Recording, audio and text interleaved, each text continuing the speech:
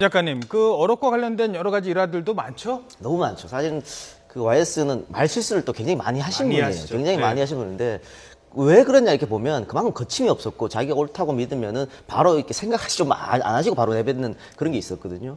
69년도에 그 삼선 개헌 반대하다가 초산퇴를 당합니다. 당시 김영욱 중정부장에게. 근데 당시 이제 그 전에 다들 경고를 많이 받았어요. 그 김영욱 그 중정부장이 신민당의 고문 사무총장한테 가서 뭐 김영삼 배에는 칼이 안 들어가는 줄 알아 이렇게 협박하기도 했고.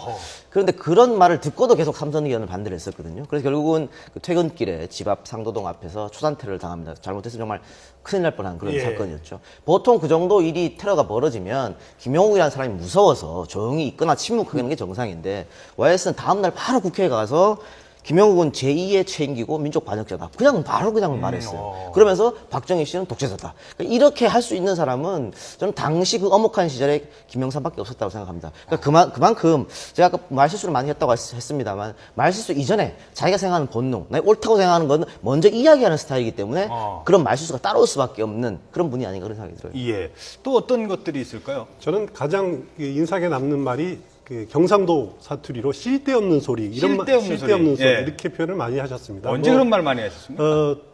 사석에서 아니면 기자들 만나서 이렇게 간담회 할 때도 좀 곤란한 질문이나 뭐 이런 거 하면은 그냥 농담조로 쓸데없는 소리 뭐 이런 식으로 했었고 또 이제 JP하고의 일화도 있습니다. JP가 민자당 때 같이 일했을 때 경복궁 그러니까 구중앙청이죠 청사 그 없애버리는 그때 JP가 그때 건의했던 게 중앙홀은 남겨두자 국기기양대만이라도 좀 남겨두자 했을 때 김영삼 전 대통령이 그걸 쭉 들으시고 쓸데없는 소리 마십시오라고 이제 이런지하에 거절한 그런 생각이 납니다. 예. 저는 개인적으로 그 YS가 동계 유니버시아드 대회 개막식 선언을 하는데요.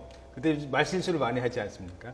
동계 유니버시티 야드를 선언합니다. 그랬어요. T를 이제 거기다 넣으셔가지고 그걸 나중에 그 편집하면서 T자 빼느라고 한 10분 정도 고생을 했던 적이 우주에서 있습니다. 열리는 행사였는데요. 제가 그때 그렇죠. 현장에서 취재를 간 적이 있습니다. 예, 뭐 알겠습니다. 그것뿐만 아니고 사람 이름도 잘 못 외우셔가지고 차우세스크라고 말해야 되는데 기억이 안 나서 차씨라고 하시기도 하고. 다시 네, 알겠습니다.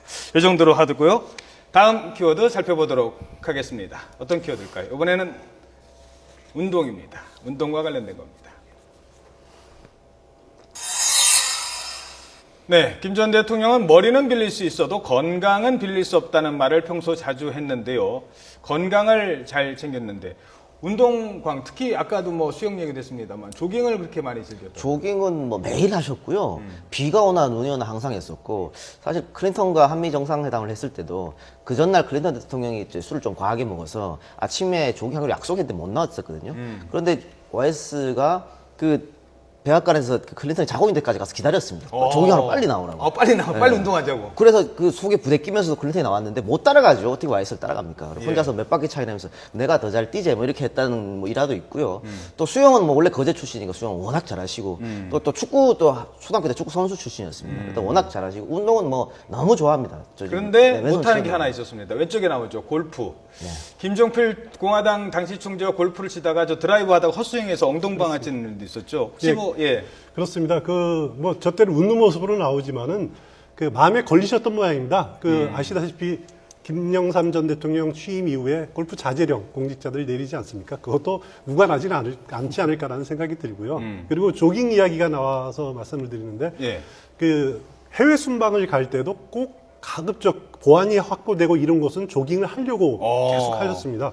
기억에 남는 게 95년에 베를린을 방문하신 적이 있는데 그 송기정 그 선수가 거기서 우승한 장소 아닙니까? 그렇죠. 그 베를린 올림픽에서. 그러니까 본인도 뛰고 싶었군요. 그렇죠. 그 올림픽 스타디움을 뛰셨습니다.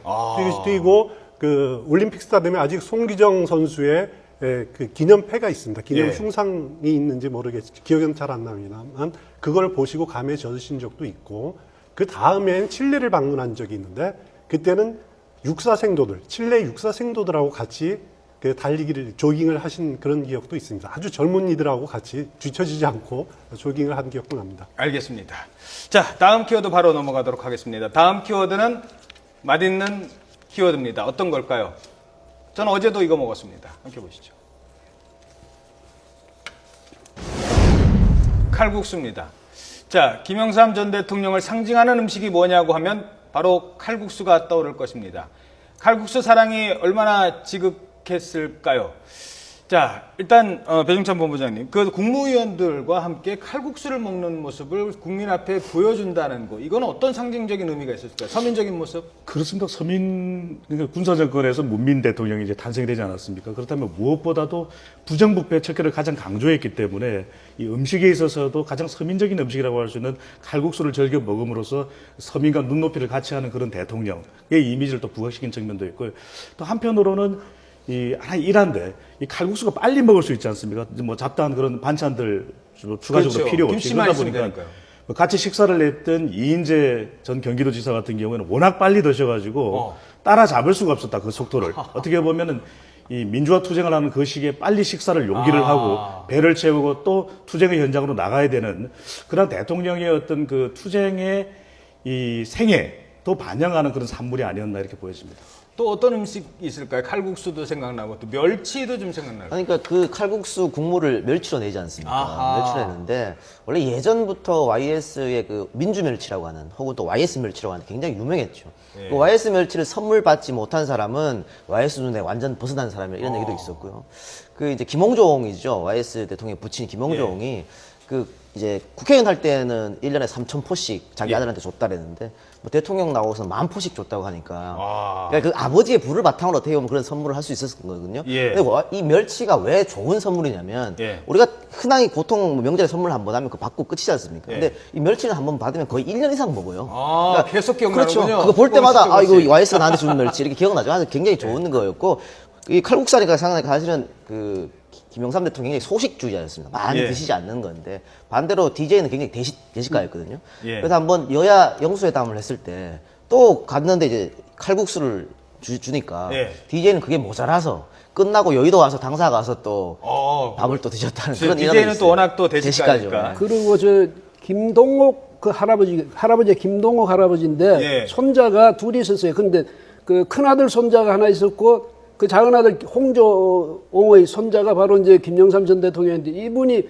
나이는 더 많아요. 그러니까 최손주거든요. 예. 그러니까 김동옥 이제 할아버지한테는 세상에 없는 손자예요. 그런데 그분이 그 거제도의 성각자였어요. 그 신명교회도 짓고 저 정치망 안강망 이래서 이제 의장도 갖고 있고 배도 10척이나 갖고 있는 말하자면 거기서는 소왕국의 왕이었죠. 그러니까 그 밑에서 컸으니까 오죽했겠습니까? 그래서 항상 나는 1등이어야 되고 나는 중심이어야 되고 남한테 절대 져서는 안 되고 이런 데 어릴 때부터 그런 보스 기질이랄까 그 대장 기질 언제나 대장이었죠. 그러니까 평생을. 26세 최연소 국회의원 된 것도 그런 할아버지와 아버지의 영향이 상당히 컸다고 봐야 됩니다. 예.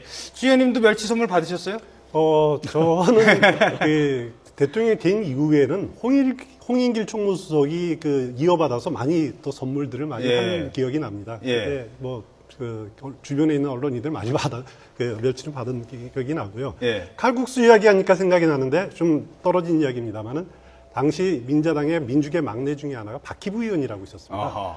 그분이 그러니까 지금 정무위원회 격이죠. 청와대 비서실에 대한 질의에서 청와대에서 1년 동안 사용한 칼국수와 양념의 총량을 제출하십시오. 오. 이런 질문을 할 정도로 그럴 정도로 하여튼 대정부 질문이나 뭐 이런 그 상임위원회에서 상임위에서요. 예, 예. 대통령의 칼국수 사랑 그리고 청와대 방문하는 사람들이 칼국수 대접받지 않으면은 청와대 방문했다라는 말을 못할 정도였으니까 다들 칼국수를 기대하고 청와대 간 기억이 납니다. 근데 예. 칼국수가요 대통령의 사실 독선적인 면을 보여주기도 합니다. 뭐냐면 내가 좋아하는 것, 어. 내가 옳다고 생각하는 것은 남도 당연히 먹어야 간 사람도 되는군요. 옳다고 생각하거나 또 그게 맛있다고 생각해야 되는데 그걸 남들이 아니라면 그걸 이해 못하는 분이에요. 그러니까 평생을 이것뿐 아니라 정치 모든 행태에 있어서나 가치관에 있어서나 그게 뭐 그랬기 때문에 또 그 어목한 시절을 견뎌냈겠지만은 예. 그런 아니 칼국수 이 맛있는 걸 왜 맛없다고 그래? 뭐 이런 생각을 갖고 계신 거죠. 자, 왜 맛없다고 그래? 라고 했을 때 맛없다라고 하신 분이 있습니다. 바로 그분과 숙명의 라이벌이 됩니다. 다음 키워드입니다.